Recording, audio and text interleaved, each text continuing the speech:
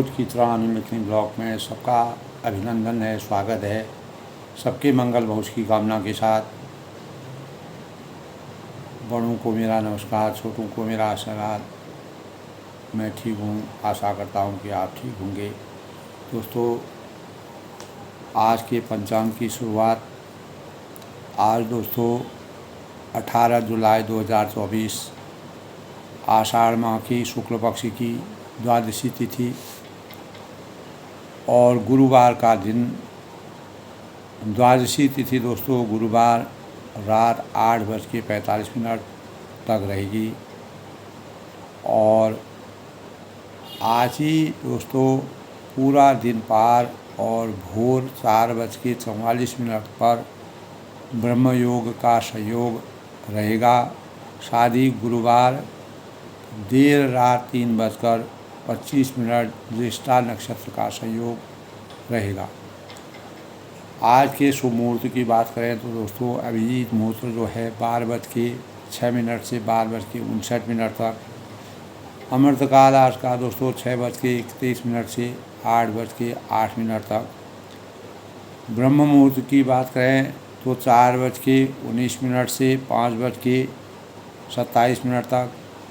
आज का राहुकाल 2:10 से 3:53। इस दौरान किसी भी शुभ कार्य को करना वर्जित माना गया है। दोस्तों, रामचरितमानस का प्रसंग चल रहा है।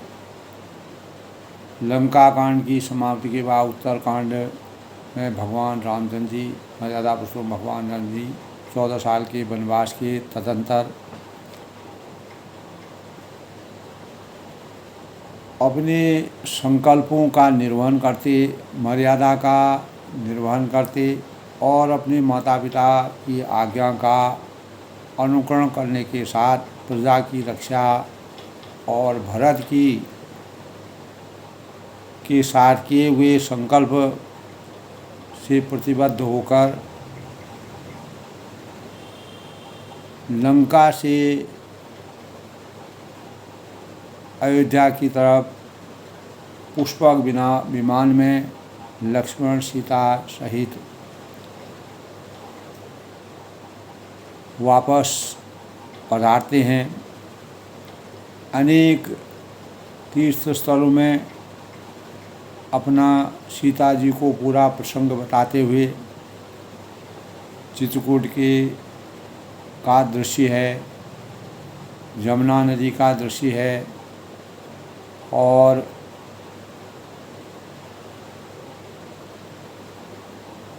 सुबेल पर्वत का दृश्य के बारे में और अगस्त ऋषि से जहाँ उनका संवाद हुआ था, अगस्त ऋषि से उनका मिलन हुआ था गंगा जी के तीर पर, संपूर्ण दृश्यों का रहस्यमय जो मुख्य रहस्य से उनका विस्तार से पुष्पक विमान से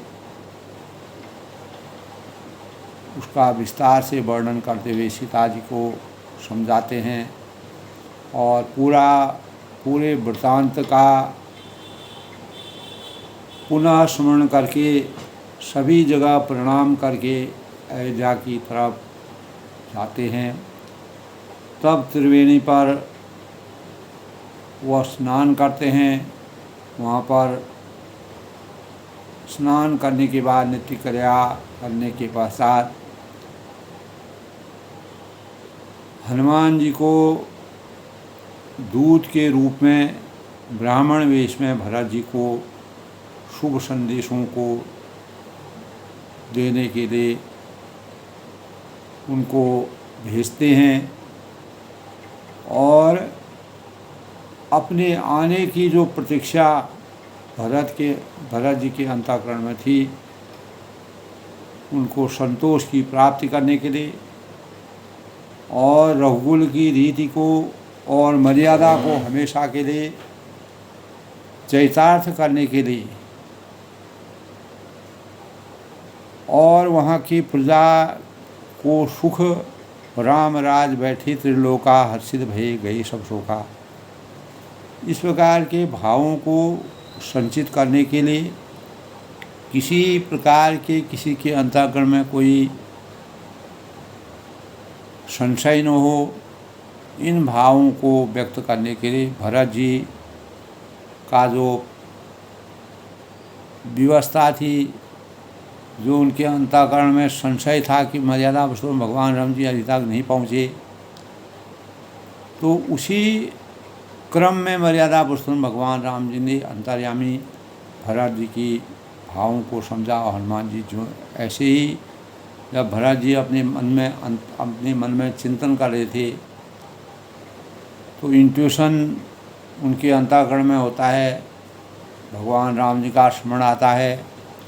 तो ऐसे में ही एक तरफ जहाँ वह सुख की अनुभूति करते हैं, दूसरी तरफ उनकी व्यवस्था उनके सामने होती है, क्योंकि रामचंद्र जी अभी तक पहुँचे नहीं हैं। तब हनुमान जी संदेश लेकर के अपना पूरा परिचय करते हैं, हनुमान भरत जी को पूरा विस्तार से बताते हैं।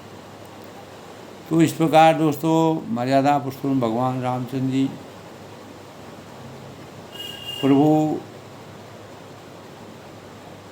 के जो चरित्र होता है, जो व्यक्तित्व होता है, जो उदारता होती है, उन भावों को मानव जीवन को और जो समयबद्धता है, संकल्पों का निर्वहन करना है, सिद्धांतों का पक्का सानिध्य रखना है, ऐसे भावों को हमेशा के लिए जीवंत रखने के लिए मन वचन और वाणी से कर्मबद्ध होकर कटिबद्ध होकर अपने कार्यों की संरचना को पूरी करते हैं। तो दोस्तों इस संसार में जब मानव ब्रह्म रूप में मानव रूप में अवतरित होकर के जिस प्रकार से अनेक प्रकार की लीलाओं को करके रामचरितमानस जैसे ग्रंथ का तुलसीदास के द्वारा रचना करने पर मर्यादा पुरुषोत्तम भगवान की जो आदर्शता थी, उन भावों का संचार प्रत्येक मानव के अंतःकरण में होता है। हमारी सनातन धर्म में, हमारे हिंदू धर्म में, हमारी भारत भूमि में इस प्रकार के चरित्रों का, आदर्शों का, के भावों से संचित परमात्मा को साक्षी रखते हुए परमात्मा के ऊपर अटल विश्वास के भावों का संचार करने के प्रतिमान जो है रामचरितमानस में पूर्ण रूप से विद्यमान है। दोस्तों आज गुरुवार का दिन है। 9 ग्रहों में गुरु की श्रेष्ठता को मानक माना गया है, श्रेष्ठ माना गया है। गुरु ब्रह्मा गुरु विष्णु गुरुदेव महेश्वर गुरु साक्षात परम तस्मै श्री गुरुवे नमः। गुरु गोविंद दोनों खड़े काके लागू पाएँ, बलिहारी गुरु आपनो गोविंद देव बताए। सरस्वती भंडार की यही अपूर्व बात, ज्यों ज्यों खर्चे त्यों बढ़े बिन खर्चे खर्चाए। तो ज्ञान की पराकाष्ठा विद्या हमको गुरु के सानिध्य से ही प्राप्त होती है। इसीलिए गुरुवार के दिन की महत्ता है। गुरुवार की प्रकृति दोस्तों क्षिप्र है और यह दिन ब्रह्मा और बृहस्पति का दिन माना जाता है। धनु और मीन राशि के स्वामी दोस्तों सूर्य, मंगल, चंद्र मित्र ग्रह हैं और शुक्र और बुध जो है शत्रु ग्रह हैं और शनि और राहु और सम ग्रह। तो 9 ग्रहों में बृहस्पति को गुरु की उपाधि प्राप्त है। यह दिन भगवान विष्णु को समर्पित इस दिन विधि विधान के साथ पूजा अर्चना, आध्यात्मिक उन्नति के साथ धन समृद्धि का द्योतक माना गया है। बृहस्पति को देवताओं का गुरु माना जाता है। इसीलिए गुरुवार के पुण्य अवसर पर गुरु की आराधना की जाती है, गुरुवार को जन्म लेने वाले जो भी जातक होते हैं वो धार्मिक स्वभाव के होते हैं, चिंतन करने की उनमें क्षमता होती है और मिलनसार होते हैं, सभी के हित की बातों को सोचते हैं। जिस प्रकार गुरु ज्ञान से हमारे अनेक प्रकार के लोगों का उद्धार होता है, कल्याण होता है, शुचिता आती है, तो गुरुवार को शुभ इसलिए माना गया है। दोस्तों, इस दिन भगवान विष्णु की पूजा की जाती है। यह दिन भगवान विष्णु को समर्पित है। भगवान विष्णु मनोकामनाओं की पूर्ति के देवता हैं। व्रत, पूजा, ध्यान, उपासना से हमारा व्यक्तित्व, हमारा कैरियर है, उसमें मजबूती मिलती है। अगर किसी प्रकार के कैरियर संबंधी, विवाह संबंधी अवरोध हमारे जीवन में आते हैं तो गुरुवार का व्रत करके विधि विधान के साथ गुरुवार का व्रत करना चाहिए और भगवान विष्णु की पूजा करनी चाहिए। पूजा में दोस्तों पीले वस्त्रों का प्रयोग, पीले फलों का प्रयोग, पीले पुष्पों का से भगवान को और पीले चंदन, पीली चीज़ों से भगवान को पीली चीज़ें प्रिय हैं, वही समर्पित करनी चाहिए। गुरुवार की दिशा ईशान है दोस्तों। ईशान दिशा में भगवानों का वास माना गया है और इस दिन सभी प्रकार के धार्मिक व मांगलिक कार्यों के लिए लाभदायक माना गया है। यह दिन हमारे हिंदू शास्त्र में सर्वश्रेष्ठ माना गया है। यह दिन भगवान विष्णु और राम, परशुराम, नरसिंह व बुद्ध भगवान को समर्पित है, क्योंकि ये सब दोस्तों ज्ञान के पिपासु थे। मानव जीवन को सही दिशा प्राप्त करने के जो कार्य इन्होंने किए, उसी से गुरु ज्ञान की पराकाष्ठा की शुरुआत होती है। तो गुरुवार को दोस्तों जन्मे जो भी लोग होते हैं अपनी बुद्धिमत्ता और सीखने की क्षमता के शौकीन माने जाते हैं और इस दिन दोस्तों सोना है, चांदी है, जेवरात है, गहने हैं, वस्त्र हैं, इनको खरीदना शुभ माना गया है। और बृहस्पति का यंत्र होता है दोस्तों। बृहस्पति यंत्र की पूजा करने से हमारे विद्या की उन्नति होती है। और इस दिन कदली के पेड़ की पूजा करनी चाहिए। वहाँ पर दीपक जला करके कदली के पेड़ की परिक्रमा करके जल अर्पित करके करना चाहिए, क्योंकि विष्णु भगवान का वास कदली के पेड़ में माना गया है। क्योंकि जब हम सत्यनारायण की कथा करते हैं, विष्णु भगवान की कथा करते हैं, तो उसमें कदली का भोग लगाना और कदली के पेड़ को पूजा स्थान पर रखना बहुत ही शुभ कार्य माना गया है। तो इस प्रकार दोस्तों धन है, वृद्धि है, शिक्षा के देवता भगवान विष्णु माने गए हैं। इसीलिए यह दिन हमारे जीवन में अनेक प्रकार की शुभता के प्रमाण के रूप में है। रामचरितमानस के उत्तरकांड के प्रसंग में दोस्तों, कल के प्रसंग में हमने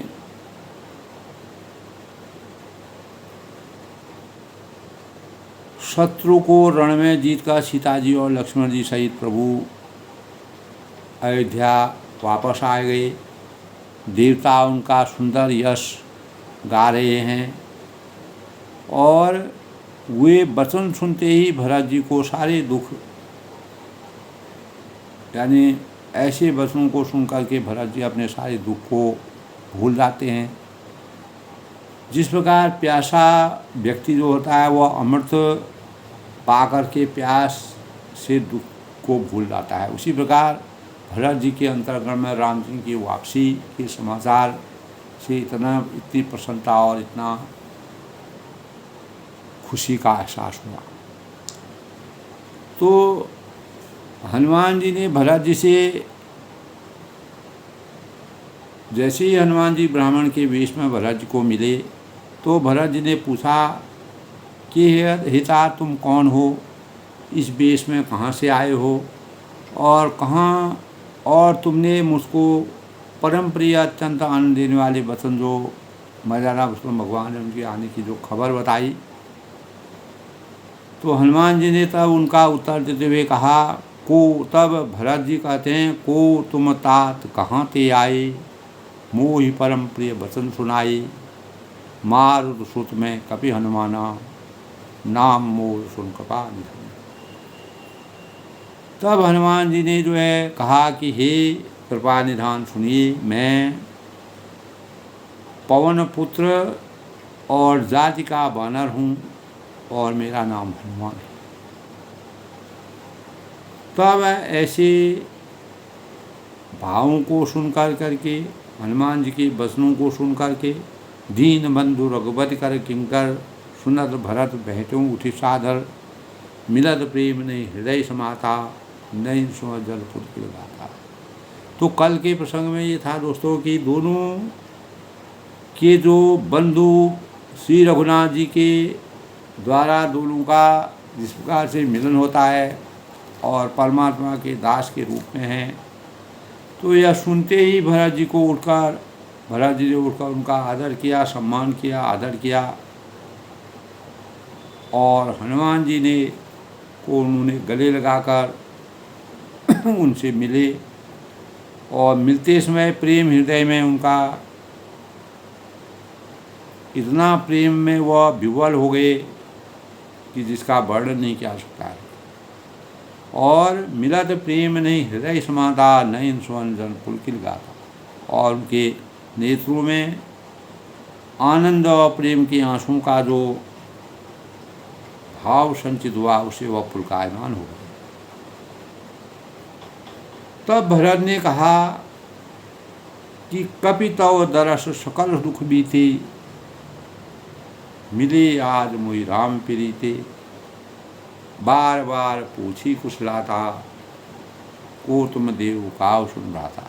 यानी भरत जी ने कहा कि दोस्तों, हे हनुमान, तुम्हारे दर्शन से मेरे समस्त दुख समाप्त हो गए।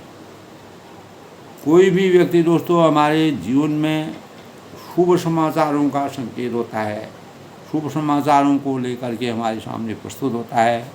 प्रत्येक मानव को शुभता के भावों से उसको शुभ सगुन और शुभता का प्रतीक माना गया है।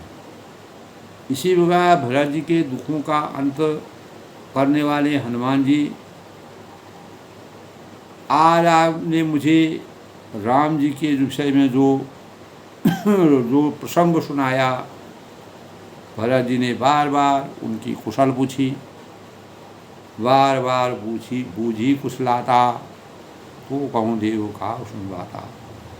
कहा कि भाई सुनो, इस शुभ संवाद के बदले में आपको क्या चीज़ दूँ, मैं तुम्हारा ऋण कैसे चुकाऊँ।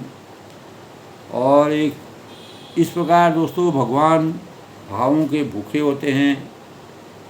यही संदेश सरी जग माही, करी विचार देखूँ बस माही, नाहिन तात उदिन में तो ही, अब रोज अरे सुनाए हूँ। यानी इस संदेश के समान इसके बदले में देने लायक पदार्थ जगत में कुछ भी नहीं है। दोस्तों, जिस प्रकार माता एक बच्चे को जन्म लेती है और वह बच्चा जब जन्म लेके बड़ा होता है, माता द्वारा जो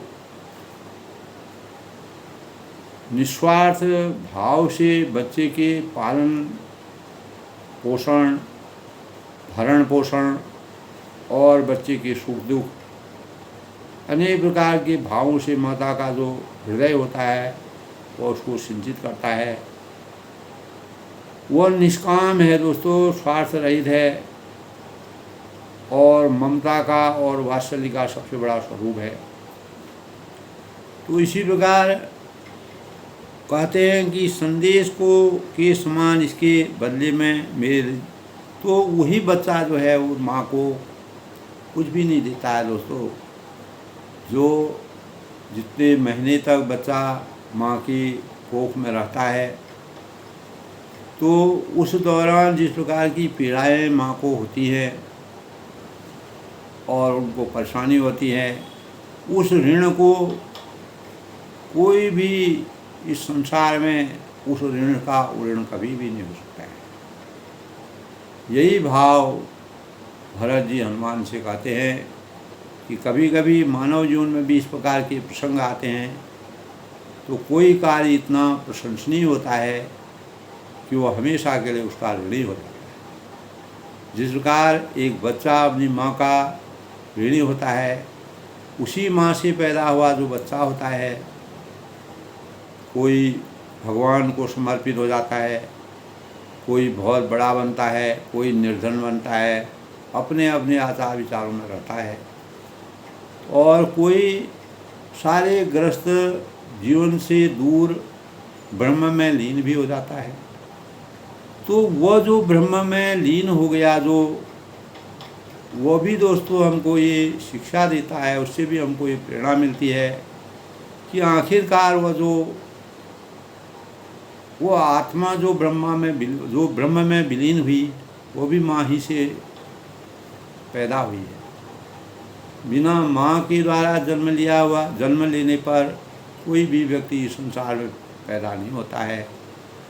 तो जो सांसारिक क्रियाएं हमारे जीवन में हैं दोस्तों, अगर हम सच्ची निष्ठा और समय के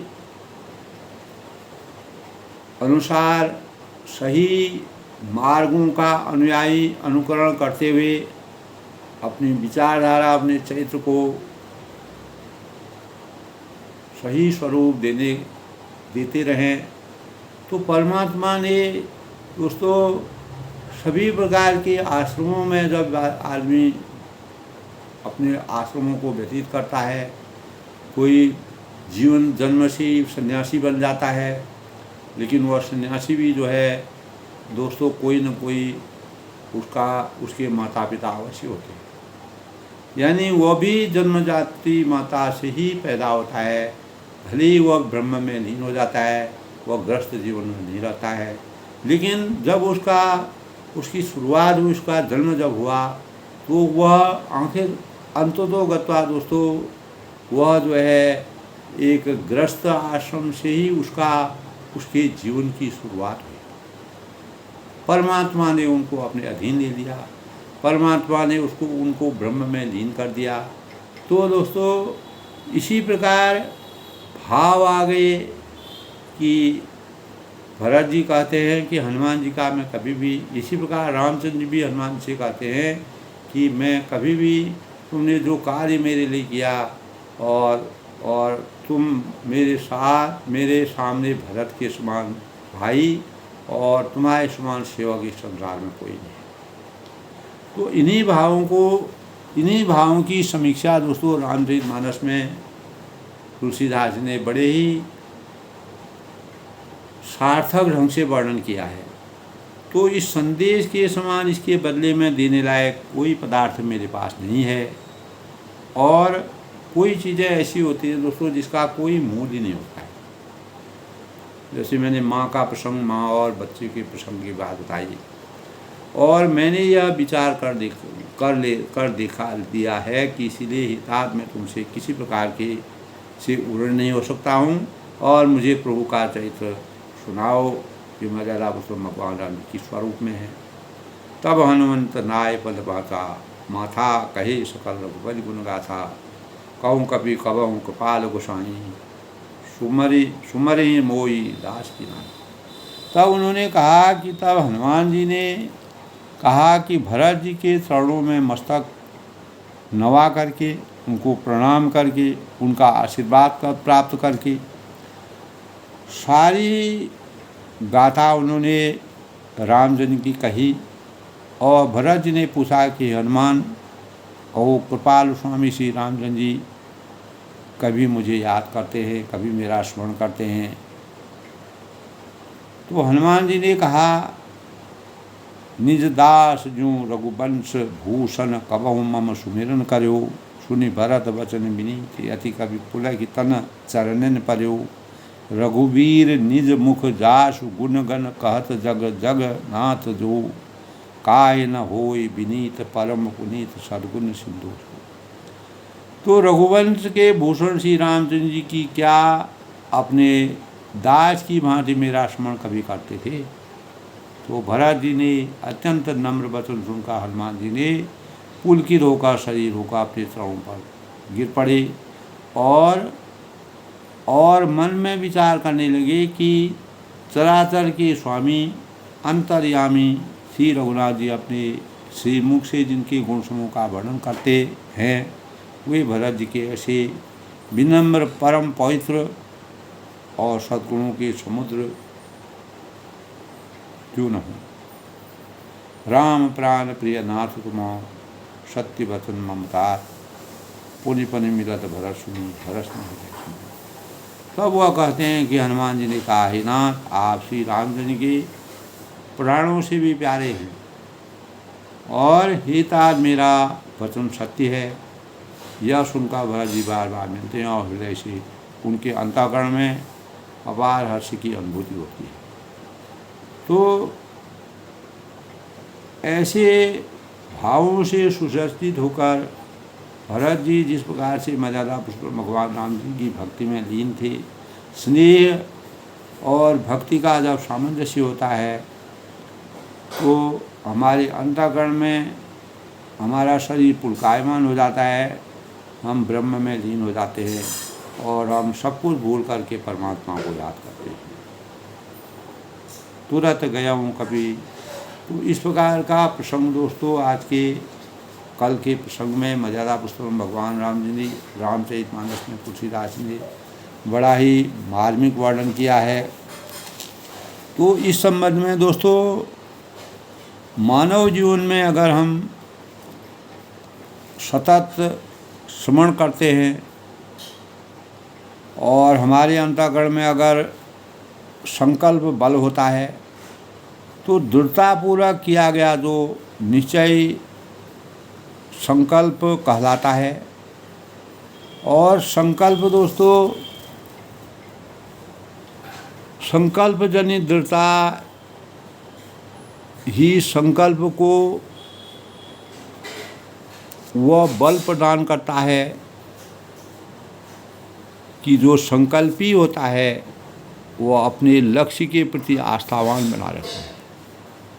मर्यादा पुरुषोत्तम भगवान रामचंद्र जी ने 14 साल के वनवास के दौरान और भरत जी ने जिस प्रकार से अयोध्या के प्रशासन को संभाला तो उन्होंने आस्थावान होकर के कार्यों को परिणत कराया। तो उस शक्ति को पाने के लिए अपने कर्म और कर्म की अग्नि को जगाना पड़ता है और दृढ़ता के कारण ही व्यक्ति अपने लक्षित कर्म से विचलित नहीं होना चाहिए। तो वे निरंतर कर्मलीन रहते हुए अपने उद्देश्यों को समय से पूरा करने का भाव संचित करते हैं। हर कोई दोस्तों इस संसार में अपने अभीष्ट कार्य अपने ढंग से करता है। किसी को पूर्ण सफलता मिलती है, किसी को आंशिक मिलती है, किसी को असफलता भी मिलती है। इन्हीं सफलता असफलता और आंशिक सफलता की बेड़ियों के स्वरूप की जो परीक्षा हमारे अंतःकरण में होती है उसी परीक्षा को हमको अपने इंद्रियों के द्वारा नियंत्रित करने के भावों से समभाव के रूप में अपने जीवन को आदर्श की प्रेरणा से अभिभूत करना पड़ता है। दोस्तों आंशिक सफलता या असफलता के कारण बहुत से लोग ऐसे होते हैं जो कार्य को छोड़ करके और नए कार्यों के लक्ष्यों को बनाने में लग जाते हैं, लेकिन वह उस कार्य में सफल नहीं हो पाते हैं। तो कभी कभी एक के बाद एक कार्य बदलते रहने के कारण दोस्तों उनकी स्थिति अस्थिर हो जाती है और सोचनी भी हो जाती है। इसीलिए मानव जीवन में जन्म लेकर के रामचरितमानस के अनुसार दोस्तों इस प्रकार की प्रेरणा तुलसीदास ने दी हैं कि अपने संकल्प और सिद्धांतों में अटल और भावना की और लक्ष्यों की प्राप्ति के लिए किसी प्रकार के विचलित होने की आवश्यकता जीवन में नहीं होनी चाहिए। संकल्प वह विकल्प है दोस्तों जो व्यक्ति को हताशा के गर्त से धकेलने के बजाय उसे गर्त से निकालने की कोशिश करता है। और संकल्प ही एक ऐसी सीढ़ी है दोस्तों जो आशा की उन्नत अट्टालिकाओं को में पहुंचाकर मानव जीवन को लक्ष्यों की प्राप्ति के लिए अग्रसित करता है।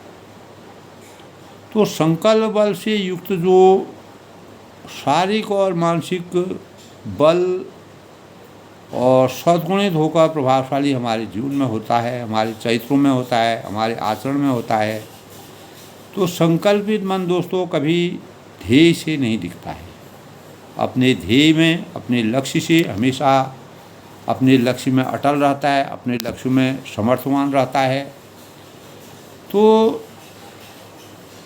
तन मन और कर्म से निष्ठावान अपने को बनाए रखना, शिव संकल्प को लोक संकल्प में ढालते हुए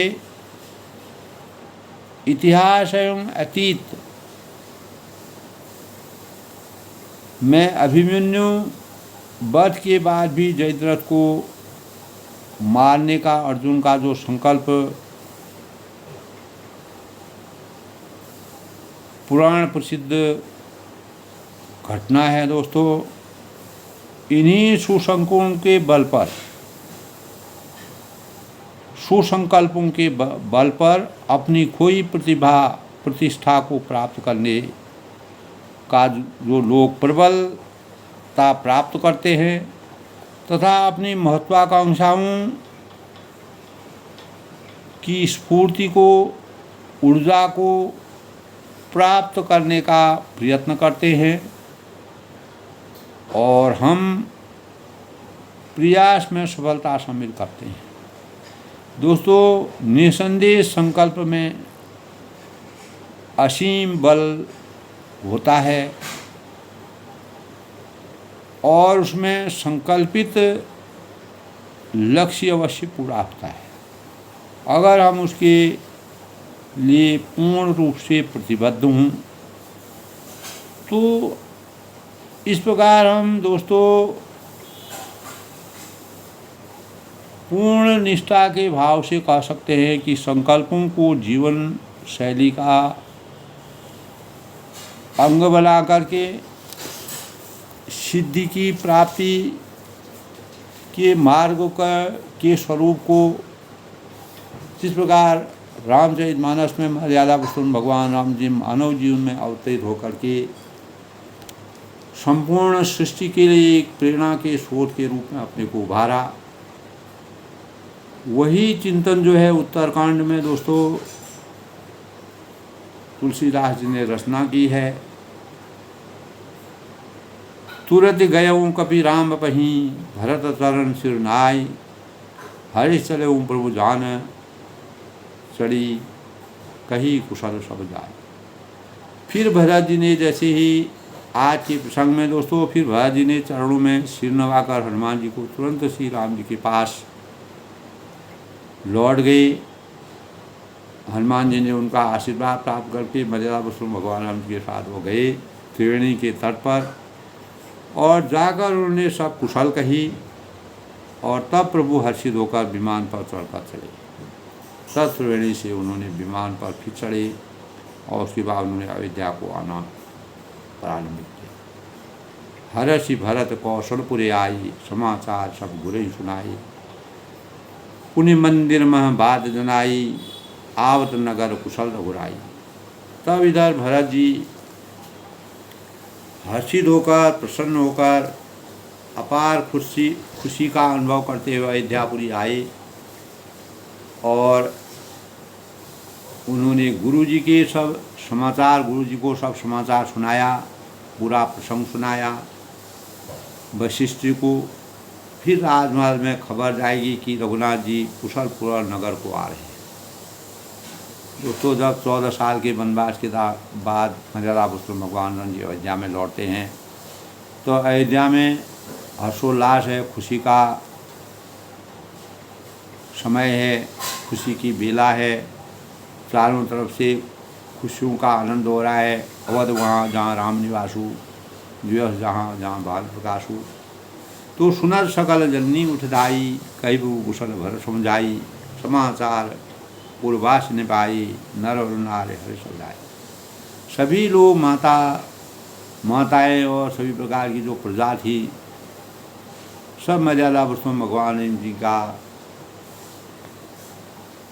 दर्शन करने के लिए, उनका स्वागत करने के लिए सब लोग मन, वचन और वाणी से पूर्ण निष्ठा के साथ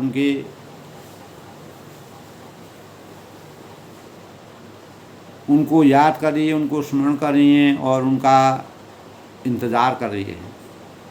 तो खबर सुनते ही सब माताएं उठ खड़ी हुईं और भरत जी ने प्रभु की कुशल का सबको समझाया बुझाया, पूरा समाचार विधिवत कहा और समाचार पूर्वारिश पाई। तब नगर के लोगों ने यह समाचार पाकर नर और नार हर्ष बधाई, स्त्री पुरुष सभी हर्षित होकर दौड़ दिए।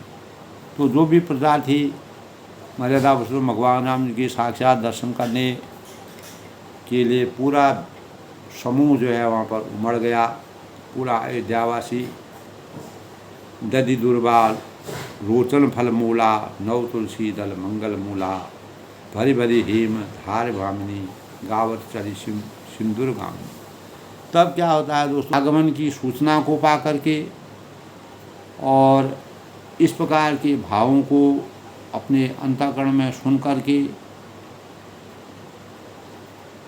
और यद्यपि सबने बैकुंठ यानी आवत देख लोग सब कृपा सिंधु भगवान श्री राम जी ने सब लोगों को आते देखा। तो प्रभु ने विमान में नगर के समीप उतरने की प्रेरणा की, उतरने के भाव व्यक्त किए। तब वह पृथ्वी पर उतर कहूँ प्रभु पुष्प कही, तुम कुबेर कहीं जाय। प्रेरित राम चले उसो, हर्ष बसो।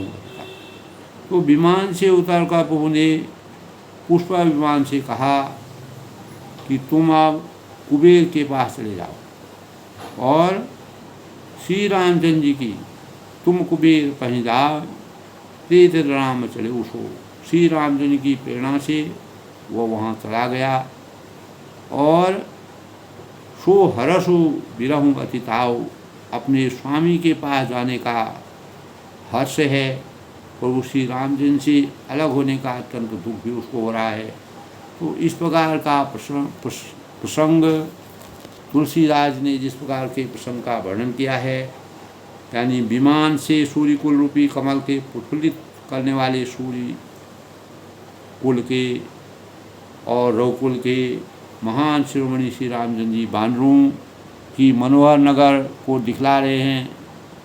वे कहते हैं कि हे सुग्रीव, हे अंगद, हे लंकापति विभीषण, सुनो, यह पूरी पवित्र है और यह मेरा देश सुंदर है। मुझे मन, वचन और वाणी से इसकी पवित्रता से अपार स्नेह है। यद्यपि सबने वैकुंठ की संसार में बढ़ाई की है, पर वेद पुराणों में भी यह प्रसिद्ध है और जगत जानता है, पूरा संसार को यह विदित है। परंतु अवधपुरी के समान मुझे कोई भी चीज़ प्रिय अपने जीवन में नहीं है। यह बात कोई बिरले इसके बारे में जानते हैं। अवध वहाँ जहाँ राम निवासु, दिवस जहाँ भान प्रकाशु। तो जन्मभूमि यह सुहावनी पूरी मेरी जन्मभूमि है और इसकी उत्तर दिशा में जीवों को पालने वाली, जीवों की रक्षा करने वाली, अनेकों वर्षों से सालों से जो पवित्र नदी सरयू बहती है उसमें आनंद की अनुभूति है, जिसमें स्नान करने से मनुष्य बिना ही परिश्रम मेरे समीप निवास इस जन्म मरण के बंधन से, पापों के बंधन से मुक्ति को प्राप्त करता है। और यहाँ के निवासी मुझे बहुत ही प्रिय हैं और यह पूरी सुख की राशि है और मेरे परम धाम को देने वाली है, यानी मोक्ष की प्राप्ति की दायिनी यह अयोध्या नगरी पवित्रता की मानक है। प्रभु की वाणी सुनकर, इस प्रकार की मधुर और पवित्र वाणी को सुनकर सब वानर उन्हें अपार हर्ष का अनुभव किया और कहने लगे कि जिस अवध की स्वयं श्री राम जी ने बड़ाई की है वो अवश्य ही धन्य है और उसी के साथ हमारा जीवन भी हमेशा के लिए धन्य हो। तो कृपा सागर भगवान कृपा सागर भगवान श्री राम जी ने सब लोगों को आते देखा तो प्रभु ने विमान से नगर के समीप उतरने की प्रेरणा की। तब वह पृथ्वी पर उतरा और उतरने के बाद मर्यादा पुरुषोत्तम भगवान राम जी ने कहा, उतर कर प्रभु ने पुष्पक विमान से कहा कि तुम अब कुबेर के पास चले जाओ, क्योंकि कुबेर ही तुम्हारी रक्षा करेगा, वही तुमको रखेगा। पूरा सब कुछ साग सब्जा का रक्षक कुबेर है। और श्री राम जी ने प्रेरणा से वह चला गया और उसे अपने स्वामी के पास जाने का एक तरफ से हर्ष हुआ और दूसरी तरफ से श्री राम जी से अलग होने का उसको दुख भी हुआ, क्योंकि परमात्मा का आशीर्वाद उसने प्राप्त किया। इस प्रकार दोस्तों आज के प्रसंग में मर्यादा पुरुषोत्तम भगवान राम जी के अपनी जन्मभूमि के प्रति जिस प्रकार का आंतरिक लगाव और अनुभूति है, 14 साल के वनवास के दौरान के पश्चात जब वह अयोध्या में प्रवेश करें, उनका विमान प्रवेश करता है तो वह सभी वानरों से, जो भी हनुमान हैं, अंगद हैं, विभीषण हैं, लक्ष्मण हैं और सीता जी को सबको उस जन्मभूमि के बारे में विस्तार से वर्णन करते हैं और अपार हर्ष की अनुभूति करते हैं। अपनी जन्मभूमि, अपनी मिट्टी, अपनी धरती, अपने देश की सौभाग्य और पवित्रता का वर्णन करते हुए तुलसीदास ने जिस प्रकार से रामचंद्र के चरित्र को आदर्शता का स्वरूप दिया, वही दोस्तों हमारे जीवन के लिए हमें भी अपने देश, अपनी मिट्टी, अपनी धरती के साथ इसी प्रकार का लगाव होना चाहिए। इसी प्रकार के भाव हमारे अंतःकरण में सजो कर रहने चाहिए। अपने राष्ट्र, अपनी धरती, अपनी मिट्टी के साथ लगाव, हमारी आत्मा का लगाव हमें हमेशा के लिए मानवता के पाठ को पढ़ा करके अपार हर्ष की अनुभूति प्रत्येक मानव जीवन को होनी चाहिए। यही प्रेरणा हमको रामचरितमानस से प्राप्त होती है। सब लोग सुखी रहें, प्रसन्न रहें, खुश रहें।